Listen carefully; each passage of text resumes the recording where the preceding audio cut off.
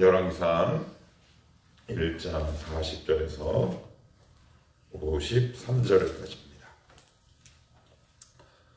열왕기상 1장 40절에서 53절입니다. 한 절씩 교독하면서 보십시다. 제가 먼저 40절 읽겠습니다. 모든 백성이 그를 따라 올라와서 피리를 불며 크게 즐거워하므로 땅이 그들의 소리로 말미암아 갈라질 듯 하니 아도니아와 그와 함께한 손님들이 먹기를 마칠 때에 다 들은지라. 요압이 불납할 소리를 듣고 이르되 어찌하여 성읍 중에서 소리가 일어나느냐. 말할 때 제사장 아비아달의 아들 요나단이 오는지라. 아도니아가 이르되 돌아오라. 너는 용사라. 아름다운 소식을 가져오는도다. 요나단이 아도니아에게 나가서 이르되 과연 우리 주 다윗 왕이 솔로몬하고 성전이나이다. 왕께서 제사장 사독과 선지자 나단과 여야다의 아들 브나야와 그렛 사람과 블렛 사람을 솔로몬과 함께 보내셨는데 그들 무리가 왕의 노새 솔로몬을 태우다가 제사장 사독과 선지자 나단이 기온에서 기름을 부어 왕으로 삼고 우리가 그곳에서 올라오며 즐거워하므로 성읍이 진동하였나니 당신들에게 들린 소리가 이것이라. 또 솔로몬도 왕좌에 앉아 있고 왕의 신하들도 와서 우리 주 다윗 왕에게 축복하여 이르기를 왕의 하나님이 솔로몬의 이름을 왕의 이름보다 더 아름답게 하시고 그의 왕위를 왕의 이름보다 하게 하시기를 원하나이다. 왕이 침상에서 우물을 굴리고 또한 이르시기를 이스라엘의 하나님 여호와를 찬송하리로다. 여호와께서 오늘 내 왕 위에 앉을 자를 주사 내 눈으로 보게 하셨도다 하셨나이다 하니 아도니아와 함께한 손님들이 다 놀라 일어나 각기 가르치기로 한지라. 아도니아도 솔로몬을 두려워하여 일어나 가서 제단불을 잡으니 어떤 사람이 솔로몬에게 말하여 이르되 아도니아가 솔로몬을 두려워하여 지금 제단불을 잡고 말하기를 솔로몬 왕이 오늘 칼로 자기 종을 죽이지 않겠나이다. 내게 명시하기를 원한다 하나이다. 솔로몬이 이르되 그가 만일 선한 사람일진데 그의 머리털 하나도 땅에 떨어지지 아니하려니와 그에게 악한 것이 보이면 죽으리라 하고 마치어 사람을 보내어 그를 제단에서 이끌어 내리니 그가 와서 솔로몬 왕께 절하매 솔로몬이 이르기를 내 집으로 가라 하였더라. 아멘. 열왕기상은 왕들이라고 기록된 역사서입니다. 열왕기의 1대 왕, 이스라엘의 1대 왕은 초대 왕은 사울이었는데 다윗 왕부터 시작되는 어떤 상징적인 의미가 있다라고 말씀을 드렸어요. 다윗이 이제 70세가 되던 해, 이제 거의 이제 죽기 직전에 다윗에게 아들이 하나 있었는데 그 아들의 이름이 핫깃의 아들 아도니아, 다윗의 넷째입니다.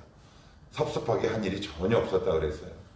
이제 그가 여러 가지 세간의 평가를 듣고 우쭐해져서 스스로 높여 이제 모반을 꾀하게 되는데 분명히 하나님의 뜻과 다윗의 계획에는 솔로몬이 다윗의 뒤를 이어 왕위가 되는 것이 하나님의 계획이었고 다윗의 계획이었다.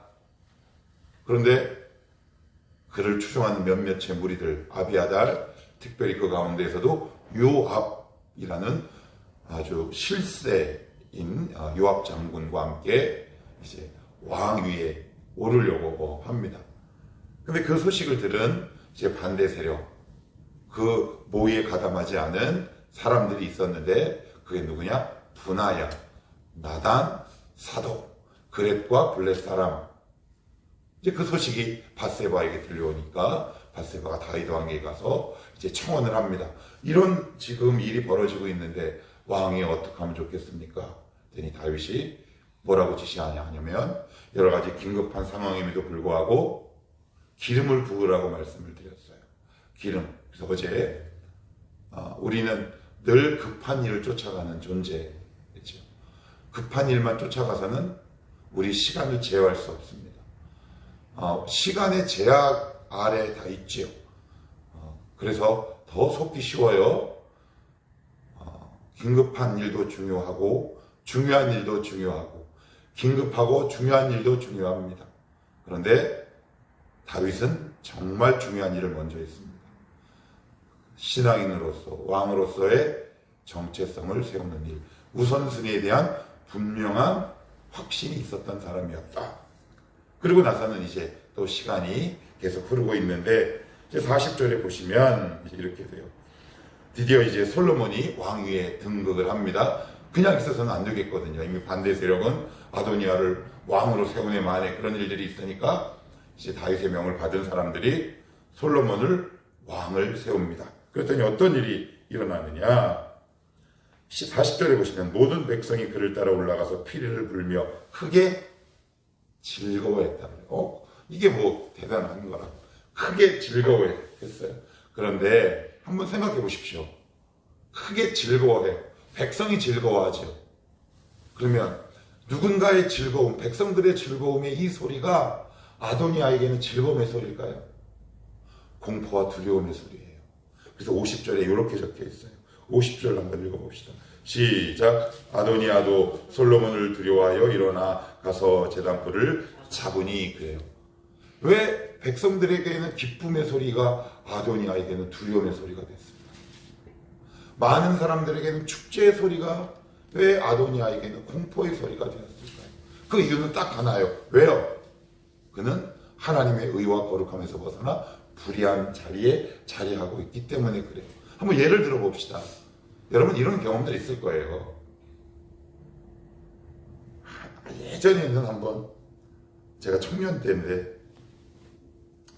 저희 매형이랑 누님이 이렇게 막 주일 예배를 갔다 와서 이렇게 툭탁툭탁툭탁 그래요. 그래서 제가 귀를 이렇게 세우고 얘기를 들어보니까 우리 큰 누나는 오늘 목사님 설교가 너무 감사. 저희 매형은 이만큼 나와가지고 그게 뭔 설교냐고. 근데 이제 두 분은 서로의 감정이기 때문에 주관적일 수밖에 없는데 저는 삼자니까 객관적일 수 있잖아요.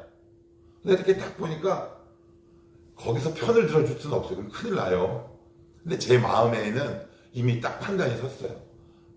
지금 매형이 상태가 안 좋구나. 그래서 하나님의 말씀이 기쁨의 소리에도 불구하고 어떨 때는 하나님의 말씀을 듣는 것이 두려움과 공포와 짜증이 될 때가 있을 때가 있어요, 없어요? 있어요. 그런 경우 어떨 때 그럴까요? 내가 불의한 자리에서 돌아가야 함에도 불구하고 내가 완강하게 고집해올 때 그런 경험들이 한두 번쯤은 다 있지요. 이게 온 나라의 잔치란 말이에요. 기쁨이고 축제인데 왜 그 소리가 아도니아 귀에 아도니아에게는 두려움과 공포의 소리가 되었을까요? 이게 시사하는 바가 있는 거예요. 하나님의 축복과 은혜가 저에게 기쁨의 소리가 되게 하옵소서. 하나님의 말씀이 저에게 항상 기쁨의 소리가 되게 하옵소서. 하나님의 말씀이 두려움의 소리가 된다면 이게 지금 나의 신앙의 위치와 자리를 긴급하게 점검해야 될 때 아닙니까? 하나님 말씀을 듣는 것이 두려워지고 하나님 말씀을 듣는 것이 나에게 때로는 공포처럼 다가온다면 내 신앙의 자리를 다시 한번 점검해야 하고 하나님의 편으로 돌아가야지. 불의에서 거룩으로 죄에서 선으로 돌아가야 하는 거 아니겠습니까? 아도니아는 남들은 다 잔치하고 있는데 누구만 혼자만 두려워해요. 이게 얼마나 바보 같은 행위입니까? 백성들에게 모든 사람들에게는 이 솔로몬이 왕위에 오른 것이 기쁨의 소리였던 반면에 그 반대편에 대척점에 서 있었던 아도니아에게는 두려움과 공포의 소리였다. 성경은 그렇게 얘기를 했고요. 자, 그리고 42절도 한번 읽어볼게요. 42절 시작. 말할 때 제사장 아비아달의 아들 요나단이 오는지라 아도니아가 이르되 들어오라 너는 용사라 아름다운 소식을 가져오는도다. 이 말씀을 읽는데 되게 웃긴 거예요. 뭐가 웃긴 거냐면 지금 저쪽에서는 솔로몬이 왕위에 올랐어요. 그죠? 그래서 이제 어떤 소식을 가지고 오나라고 기다리고 있었던 모양이죠. 그런데 아도니아는 확신을 가지고 있었어요. 무슨 소식일까요?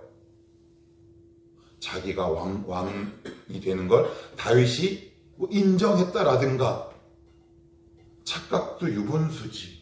그지요? 이 죄를 지을 때는 좋아요. 그런데 그 이후에 벌어질 그 죄의 결과를 보통은 우리가 생각하지 않아요. 아도니아는 이 오늘 42절의 말씀으로 봐서는 자기가 왕위에 오를 것이라는 확신이 들었을까요? 아니면 반반이었을까요? 오늘 말씀을 보시면 뭐라 그래요?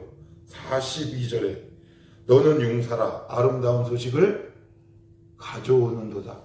자기가 이 모반한 일이 성공하리라는 확신이 있었다는 얘기예요. 다윗 왕에게 제가와 신임이 있었을 거다라는 자기만의 판단과 기준이 분명했던 사람이에요. 그러니까 갔다가 온 사람들에게 뭐라고 얘기해요? 아, 우리 아버지께서 나에게 좋은 소식 전해주시는구나 라는 확신이 있었던 거죠. 얼마나 바보 같아요. 본인만 몰라요, 본인만. 그런데 많은 경우에 우리가 죄를 지을 때 그 죄로 인한 결과가, 그 불행이 어떨지 우리는 가늠하지 않아요. 거기까지 생각하지 않아요. 다 확실할 거라고 생각해요. 실패하고 싶은 사람이 있겠습니까? 좌절하고 싶은 사람이 있겠습니까? 내가 어떤 불의한 일을 저지를 때는 나름대로 다 계획이 있는 거거든요. 내가 이렇게 저렇게 해서 성공하리라는 확신도 있어요. 그래서 무섭죠. 죄를 지으러 가는데 이 일이 성공한다라는 확신이 있을 때 우리는 정말 돌이키기 어려워요. 그렇지 않아요? 만약에 가면서 뭔가 좀 불안해. 그런데 아도니아의 오늘 이 40절, 42절 말씀을 보면 뭐 패배에 대한 일말의 불안감이 보입니까? 아, 확신에 찬 목소리잖아요. 그러니까 이게 되게 무서워요. 하나님 곁을 점점 떠나는데 내가 내 방법을 동원해서 이거에 어떤 일을 하게 되면 내가 성공할 거야 라는 자기 확신이 느껴지는 본문이라는 말이죠. 이게 참 무서운 거예요. 하나님 말씀 위에 서는 사람도 확신하지만 하나님을 떠나는 사람도 나름대로 자기 확신이 있어요. 있습니다. 이제 이 지경까지 가면 이게 참 머리 아픈 거예요. 그러니까 이제 가면서도 왜 그런 거 있잖아요. 이거 뭔가 좀 아닌데, 뭔가 아닌데, 이렇게 가는 것과 하나님을 탁 떠나면서 자기 계획과 그리고 자기 확신과 신념에 차서 가는 것과는 돌아오는데 시간이 많이 걸리죠. 그래서 죄를 지을 때도 세상을 향해 가면서도 이건 아닌 것 같은데, 뒷머리를 극적극적 하면서 가는 사람과 나를 따르라 이렇게 가는 사람은 배를 버는 종류가 좀 다를 수밖에 없죠. 아도니아는 그랬어요. 실패하리라는 생각 전혀 못했고요. 두 번째는 자기가 지은 죄의 결과를 어떤 결과가 초래될지 전혀 알지 못했다는 사실이에요. 다시 한번 볼게요. 42절. 말할 때 제사장 아비아달의 아들 요나단이 우는지라 아도니아가 이르되 들어오라 너는 용사라. 여기서부터 다시 읽어볼게요. 시작. 너는 용사라 아름다운 소식을 가져오는도다. 자기에게 유리한 소식, 내가 다윗의 뒤를 이어 왕이 된다는 소식, 내 아버지 다윗이 솔로몬이 아니라 나를 자기의 뒤를 이어 왕이 된다는 소식. 그런데 아주 착각이죠. 반대예요. 그래서 늘 착각 속에 살아요. 자기 확신 속에 살아가는 사람이에요. 믿음은 없는데 자기 확신이 있는 사람이 무섭지요. 말씀은 없는데 자기 확신이 있는 사람 정말 무섭더라고요. 대화가 잘 되지 않아요. 왜? 그것이 자기의 신앙이 되어버렸기 때문에 그래요. 아무튼 아도니아는 그랬다. 자, 그리고 46절 한번 봅시다. 자, 46절 시작. 또 솔로몬도 왕자에 앉아있고. 끝. 어제 이어서 잠깐 부연 설명드리면 솔로몬 뭐 했습니까? 거의 주변 중요한 일들은 사독과 밧세바와 분하야가 다 했어요. 솔로몬이 그 전면에 나서서 뭔가 했다는 기록이 없습니다. 그래서 제가 어제 이 말씀 드렸죠. 자기의 때를 기다리며 묵묵히 믿음의 자리를 지켜내는 것. 그런데 그 결과 지금 어디에 오릅니까? 왕좌에 오릅니다. 왕좌에. 전적으로 하나님을 의탁한 믿음의 결과가 왕좌에 오르게 되는 거죠. 근데 반면에 아도니아는 얼마나 불철주야 노력했습니까? 한번 봅시다.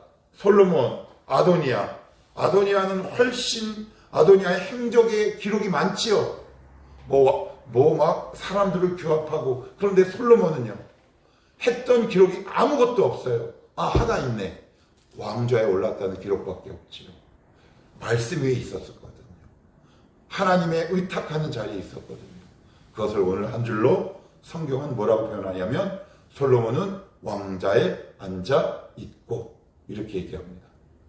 이게 바로 아도니아와 솔로몬의 가장 중요한 차이다.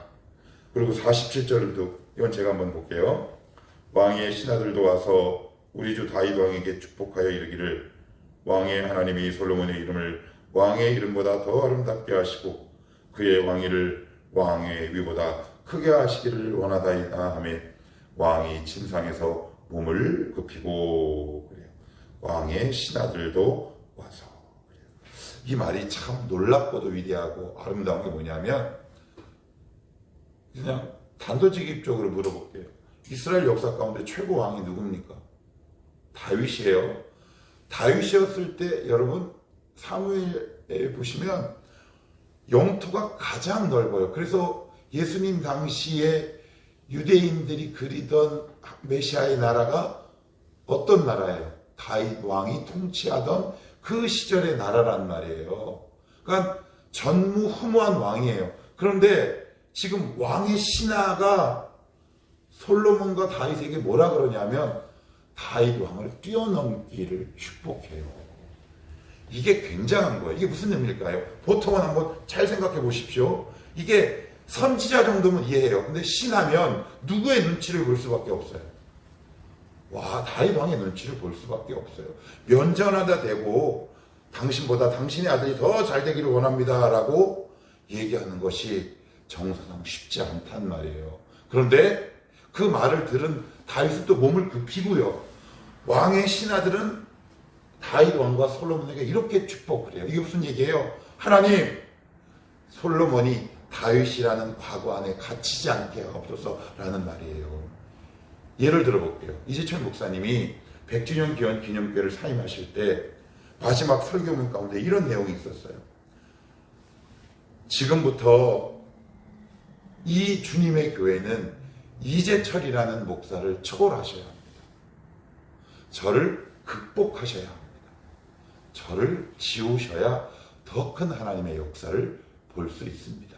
근데 지금 그 말을 신하가 다윗에게 한 거예요. 이게 쉬운 말입니까?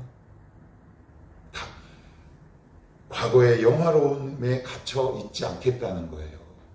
하나님이 지금까지도 아름답게 삶을 이끌어내셨지만 앞으로는 더 축복하시겠다라는 믿음의 확신의 선포예요. 얼마나 놀랍고 위대한 그 왕의 그 신하이지 않습니까? 하나님 지금까지도 저에게 이런 은혜 베풀어 주시니 고맙고 감사합니다. 하나님 그렇지만 저에게 지금까지 베푸셨던 은혜가 하나님의 은혜가 전부가 아님을 고백합니다. 더 풍성한 하나님에게 은혜가 있을 줄 저는 믿고 그런 하나님의 은혜를 간구합니다. 이것이 바른 성도의 자세예요. 하나님, 내가 과거에 갇혀있지 않게 하옵소서. 더 풍성한 하나님의 은혜의 자리로 나아가게 하옵소서. 지금 그 이야기를 하고 있는 거예요. 그 이야기를 하고 있을 때 다윗이 이래요. 여기 47절 후반에 보시면 왕이 침상에서 몸을 굽히고 우리 1장에서 살펴봤죠. 맨 앞에 이불을 덮어도 따뜻하지 않고 그죠? 운신을 할 수 없는데 이 말을 딱 들었을 때 몸을 굽히고 48절에 이스라엘의 하나님 여호와를 찬송하리로다. 그래요. 야, 이게 믿음의 사람의 특징 같아요. 이게 막 몸도 안 따뜻한데 갑자기 하나님을 찬양하는 그 자리가 딱 되니까 자리에서 딱 일어나 몸을 굽히고 하나님을 찬양하죠. 이게 믿는 사람의 위대함이다 이렇게 싶어요. 자, 그리고 49절 한 줄만 더 보고 말씀을 정리합시다. 같이 한번 볼게요. 시작. 아도니아와 함께한 손님들이 다 놀라 일어나 각기 갈 길로 간지라. 그래요. 다 놀라 일어나 각기 갈 길로 간지라. 이게 이제 조금 시쳇말로 게임이 끝난 거예요. 해체된 거죠. 다 해체가 됐어요. 악의 세력을 각기 갈 길로 해체시킨 것은 진리 하나님뿐이에요. 하나님 편에 서면 나를 대적하는 사람들이 무장 해제되고 각기의 갈 길로 가게 되는, 해체되는 상황이 벌어집니다. 우리가 신앙생활 하다 보면 나를 힘들게 하는 다양한 환경과 사람들이 있을 수 있어요. 그들과 맞서 싸우지 마시고 하나님의 진리편에 딱 붙들고 서십시오. 그러면 언젠가 그것들은 알아서 해산합니다. 그것들과 마주해서 싸우면 내 안에 쓸데없는 상흔이 생겨요.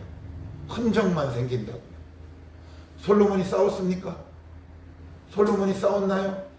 아도니아랑 싸워서 이겨낸 겁니까? 그렇지 않지요. 하나님의 말씀이 선포되니까 알아서 그들이 각기 갈 길로 흩어져 버립니다. 여러 가지 우리의 삶의 문제들이 다양합니다. 때로는 현장에서 싸울 것도 있을지 모르겠어요. 그런데 정말 중요한 것, 우리가 가장 먼저 붙들어야 할 것, 솔로몬 왕이 왕좌에 오를 수 있었던 가장 결정적인 것, 그것은 바로 하나님의 말씀의 선포였어요. 그것을 꽉 붙들고 있는 사람, 정리할게요. 처음에 아도니아가 사람들의 세간의 평가를 듣고 모반을 했을 때만 하더라도 이미 이 세력은 기울기가 이렇게 기울었어요. 아도니아로. 그지요? 아도니아는 보기에도 아름답고 사람들의 평가가 좋았던 사람이었어요. 그러면 그때 당시 솔로몬은 어땠을까요? 저 밑에 있던 사람이에요. 그런데 어느덧 전세가 역전되기 시작합니다. 처음에 나보다 잘 나가죠. 저 사람이 나보다 앞서 나갈 수 있습니다. 그럴 때 요동하지 마시고 하나님이 여러분들에게 약속하신 그 약속의 말씀을 붙들고 믿음의 자리를 굳건하게 지켜내십시오. 그러면 어느 순간에선가 역전됩니다. 열왕기상에 제가 자주 쓰는 표현 가운데 아합 왕이 엘리야와 함께 대화를 할 때 비가 내립니다. 그랬더니 엘리야가 아합 왕에게 이렇게 얘기합니다. 먼저 가십시오. 비가 오면 당신의 마차가 땅에 걸려서 가지 못할 겁니다. 그래서 아합이 엘리야보다 훨씬 먼저 갑니다. 그런데 아합을 보내고 엘리야는 기도하지요. 그런데 열왕기상에 보면 나중에 재미있는 표현이 나와요. 엘리야가 아합 앞으로 달려갔다라는 표현이 나옵니다. 이게 놀랍죠. 마차와 사람이 똑같이 가도 마차가 이깁니다. 아니, 사람이 훨씬 먼저 가도 마차가 이기죠. 마차와 사람이 똑같이 가도 마차가 이깁니다. 그런데 마차가 먼저 갔어요. 엘리야가 이길 수 없는 싸움이에요. 그런데 그 앞으로 엘리야가 달려갔답니다. 여러분의 시선 끝까지 하나님 앞에 둘 수 있기를 원합니다. 그런 자에게 하나님이 앞서가는 인생을 살게 하신다. 그 말씀을 꽉 붙들고 나의 시선이 요동하지 않고 하나님이 각자에게 허락하신 믿음의 자리를 오롯이 지켜낼 수 있는 멋진 성도가 되시기를 축복합니다.